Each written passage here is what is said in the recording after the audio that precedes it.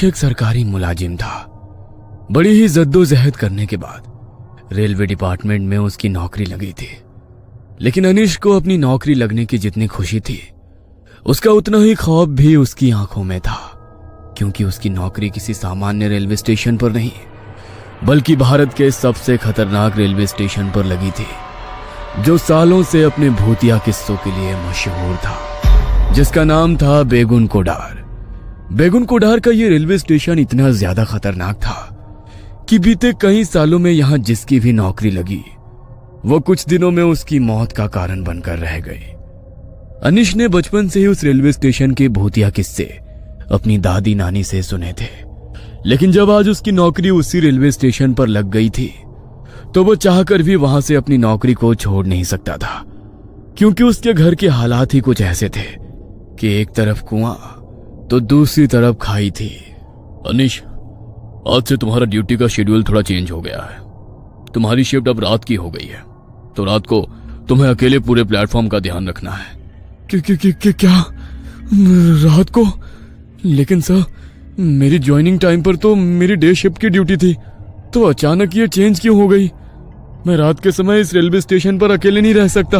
आप तो जानते हो ना इस रेलवे स्टेशन के बारे में, ये कितना खतरनाक है। देखो अनीश, ये तुम्हारी जॉब है, तुम्हें कभी भी डे शिफ्ट और कभी भी नाइट शिफ्ट करनी पड़ सकती है। और रही बात इस रेलवे स्टेशन की, तो अब पूरी लाइफ तुम्हें यही जॉब करनी है, तो इसकी आदत तो डालनी ही पड़ेगी। बस अपनी सेफ्टी के लिए तुम इतना कर सकते हो कि रात से लेकर सूरज उगने तक अपने कैबिन से बाहर मत निकलना।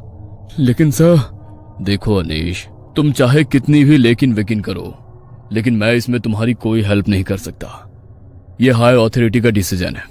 वैसे भी रात के समय इस प्लेटफॉर्म पर कोई उतरना तो छोड़ो, ट्रेन की खिड़की खोलने की भी हिम्मत नहीं करता, तो डोंट वरी, तुम्हें अपने कैबिन से बाहर निकलने की जरूरत ही नहीं पड़ेगी। उस समय अरुण सर तो मुझे ये बात कहकर चले गए, लेकिन बचपन से मैंने उस रेलवे स्टेशन के बारे में जो किस्से सुने थे, उन्हें याद करके वहां रात को अकेले रुककर ड्यूटी करने की मेरी हिम्मत ही नहीं हो रही थी। पर मैं मरता क्या ना करता।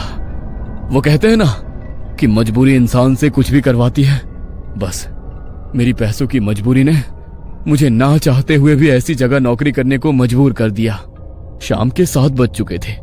रात के 10 बजे से मेरी शिफ्ट शुरू होने वाली थी, तो मैं तैयार होकर अपने क्वार्टर से घड़ी में ठीक 9:30 बजते ही निकल गया। वहां से रेलवे स्टेशन ज्यादा दूर नहीं था, तो मैं 10 बजने से थोड़ी देर पहले ही स्टेशन पर पहुंच गया। जब मैं कैबिन में पहुंचा तो डे शिफ्ट वाले जुगराल सर वहां से निकलने की तैयारी कर रहे थे। उन्होंने अपना बैग उठाया और मेरा कंधा थपथपाकर वहां से चले गए। उनके जाते ही अभी तक जो मेरा मन थोड़ा शांत था, वो अब बेचैन सा होने लगा। मेरे मन में एक अजीब सी बेचैनी हो रही थी, लेकिन मैंने खुद का ध्यान भटकाने के लिए अपने फोन में गाने चलाकर फोन को सामने वाली टेबल पर रख दिया। अपनी आंखें बंद करके कुर्सी पर सर रखकर लेट गया। तभी मुझे ऐसा लगा कि कोई है जो एक बड़ी ही अजीब सी आवाज में मेरा नाम पुकार रहा है, अनीश, अनीश। जैसे ही मेरे कानों में वो आवाज पड़ी, तो अचानक मैंने अपनी आंखें खोली। नजर घुमाकर पूरे केबिन में इधर उधर देखा तो कोई भी नहीं था, ना ही पूरे केबिन में किसी तरह की कोई हलचल हो रही थी। ये देखकर मैं थोड़ा रिलैक्स हो गया। फोन में कोई बोरिंग सा गाना चल पड़ा, जो मैंने अपनी जिंदगी में आज से पहले कभी सुना नहीं। उस गाने की भाषा और आवाज भी कुछ अजीब थी। अचानक वो आवाज अपने आप बहुत तेज होने लगी। उसे सुनकर ऐसा लगा कि मानो मेरे कान के पर्दे फट जाएंगे। मैंने गाना बंद करने के लिए जैसे ही हाथ में अपना फोन उठाया, तो मेरे फोन की पूरी स्क्रीन बिल्कुल ब्लैक हो गई। मैंने पावर बटन से फोन को स्विच ऑफ करने की कोशिश की, लेकिन मेरा फोन अचानक ऐसा हो गया कि मैं उसे ऑफ ही नहीं कर पाया।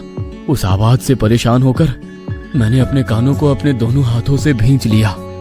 तभी अचानक सब कुछ एकदम शांत हो गया। मैंने जैसे ही अपनी आंखें खोली, तो मुझे ऐसा लगा कि मेरे केबिन के दरवाजे को मानो जैसे कोई बहुत जोर से खटखटा रहा हो। लेकिन इतनी रात को पूरे प्लेटफॉर्म पर मेरे अलावा तो कोई और था ही नहीं। तो फिर आखिर मेरे केबिन का दरवाजा कौन खटखटा रहा है? ये सोचकर मेरे पसीने छूट गए, लेकिन फिर भी मैंने हिम्मत करते हुए पूछा, कौन है? कौन है बाहर? मेरी मदद करो साहब, दरवाजा खोलो, वरना वो लोग मुझे मार डालेंगे। बचा लो मुझे। अरे, ये तो किसी लड़की की आवाज है। लेकिन इतनी रात को कोई लड़की यहाँ पर क्या कर रही है? नहीं, ये सब छलावा है, मैं दरवाजा नहीं खोलूंगा। यह सोचकर मैंने दरवाजा नहीं खोला और चुपचाप अपनी कुर्सी पर ही बैठा रहा। तभी वो लड़की मेरे केबिन का दरवाजा और जोर जोर से खटखटाते हुए मदद की गुहार लगाने लगी। प्लीज मुझे बचा लो, वो मार डालेंगे मुझे, खोल दो दरवाजा।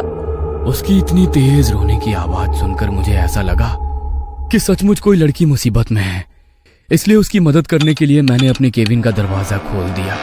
दरवाजा खोलते ही सामने देखा तो मेरे सामने दूध के जैसी सफेद इतनी खूबसूरत लड़की, मानो कोई अप्सरा उतरकर मेरे सामने आ गई हो। उसे देखते ही मैं उसकी खूबसूरती का कायल हो गया। मेरे दिल दिमाग पर जैसे उसकी खूबसूरती का सम्मोहन छा गया। वो मुझसे रोते हुए क्या कह रही थी, मैं ये समझने की सुध भी खो बैठा। तभी उसने अचानक अपने हाथों से मुझे पीछे करते हुए मेरे केबिन के अंदर आकर दरवाजे को बंद कर लिया। प्लीज आज रात मुझे यहाँ छुपा लो, सुबह होते ही मैं यहाँ से चली जाऊंगी। ठीक है, लेकिन आखिर तुम इतनी डरी हुई क्यों हो? क्या हुआ है? देखो, अगर तुम्हें कोई मदद चाहिए तो मैं पुलिस को इन्फॉर्म कर सकता हूँ। नहीं प्लीज, तुम किसी को मत बुलाना। मैं आज रात गोपाल के साथ भागने वाली थी। बहुत प्यार करते हैं हम दोनों एक दूसरे से, लेकिन ये बात मेरे बापू को पता लग गई। गोपाल तो किसी तरह यहाँ से निकल गया, लेकिन मैं यहीं रह गई। कल सुबह गोपाल मुझे लेने आएगा तो मैं उसके साथ यहाँ से चली जाऊंगी, लेकिन सुबह होने तक मेरी मदद कर दो। अगर मेरे घर वालों ने मुझे ढूंढ लिया तो वो मुझे जान से मार देंगे। मैं इसीलिए यहाँ पर आई, क्योंकि इतनी रात को डर के मारे कोई भी मुझे यहाँ ढूंढने नहीं आएगा। मेरी मदद करोगे ना? हाँ ठीक है, तुम चिंता मत करो, लेकिन लगता है कि तुम्हें ठंड लग रही है। जब से आई हो कपकपा रही हो। तुम यहाँ बैठ जाओ, तब तक मैं तुम्हारे लिए चाय लेकर आता हूँ, तुम्हें अच्छा लगेगा। जी। उसे वहां बैठाकर मैं केबिन के किचन में उसके लिए चाय बनाने चला गया। चाय बनकर तैयार हो गई थी। मैं बस चाय लेकर उसके पास जा ही रहा था कि तभी मुझे उसकी चीखने की बहुत तेज आवाज सुनाई दी। उसकी चीख सुनकर मेरे हाथ में पकड़ा चाय का कप मेरे हाथ से छूटकर नीचे गिर गया। मुझे लगा कि उस लड़की के घर वालों ने कहीं उसे पकड़ तो नहीं लिया। यह सोचकर मैं बड़ी ही हड़बड़ी में किचन से बाहर आया तो मैंने देखा कि मेरे केबिन का दरवाजा खुला हुआ है और वो लड़की भी वहां पर नहीं है। केबिन के फर्श पर खून की कुछ छींटें पड़ी है। मुझे उस लड़की की चिंता हुई। मैं जल्दी से अपने केबिन से बाहर निकला तो केबिन की दाहिनी ओर से मुझे फिर से उसकी चीख सुनाई दी। मैं भागकर उसकी ओर गया तो देखा वो लड़की जमीन पर बैठी हुई है। उसकी पीठ मेरी तरफ थी। वो रोते हुए अपने हाथ से कुल्हाड़ी लिए बेरहमी से किसी पर वार कर रही थी। यह नजारा देखकर मुझे अपनी आंखों पर यकीन नहीं हो रहा था कि जो लड़की अभी कुछ मिनट पहले मेरे पास आकर मदद की गुहार करती हुई रो रही थी, अभी वो लड़की अपने हाथों से कुल्हाड़ी लिए बेरहमी से किसी पर ऐसे वार कर रही है। यह देखकर मुझसे रहा नहीं गया। मैंने उसे आवाज लगाई, ये क्या कर रही हो तुम? किसी को मार डाला क्या तुमने? मेरे इतना कहते ही उसने कुल्हाड़ी से वार करना बंद कर दिया और उसने अपनी गर्दन मोड़कर जैसे ही मुझे देखा तो डर के मारे मानो मेरी आत्मा मेरे शरीर से निकल गई हो।